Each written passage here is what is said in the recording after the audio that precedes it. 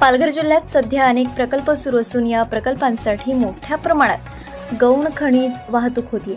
देशाचे महत्त्वाकांक्षी जरी प्रकल्प असले तरी सुद्धा ग्रामीण भागातील लोकांचे डोकेदुखीचे कारण ठरले।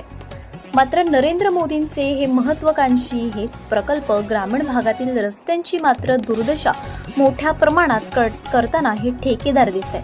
आपण या व्हिडिओच्या माध्यमातून पहा कशा पद्धतीने सोमटा, कोंडगाव, चिंचपाडा, नानिवली, रावते या चांगल्या रस्त्याची दुर्दशा मुंबई बडोदा एक्सप्रेसच्या ठेकेदारांनी केली।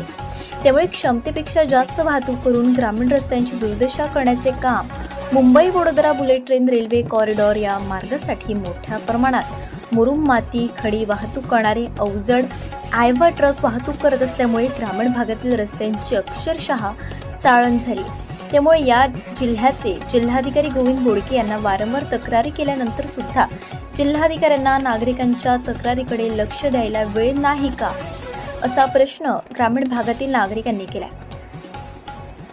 तर आरटीओ विभाग महिन्याकाठी आर्थिक मलिदा घेण्यामध्ये दंग असल्यामुळे या ठेकेदारावर कारवाई करायची कोणी? त्यामुळे ग्रामीण भागातील रस्त्यांची दुर्दशा करून दुसरे चांगले रस्ते बनवण्यामध्ये सरकार व्यस्त आहे। जाणून घेऊया पीडित नागरिकांच्या प्रतिक्रिया। कशा पद्धतीची हालत आहे रस्त्याची? आम्हाला रस्ता किती खराब झालेला आहे। इथे धूळ जास्त उडते आणि कितीतरी त्रास होता धुळीचा आम्हाला। तुम्ही तक्रार केली का नाही? तक्रार आम्ही केलेली होती, पण ते कसं येतात आणि 2 दिवस पाणी मारून गेले, आता पाणी पण मारत नाही, नुसती धूळ अख्खा दिवस सोडत राहते। हा रस्ता पूर्वी चांगला होता, पूर्ण एकदम रस्ता चांगला होता। आता फक्त 6-7 दिवस झाले नुसते खड्डे, अख्खा रस्ता खराब करून टाकलाय पूर्ण कोंडगाव पासून।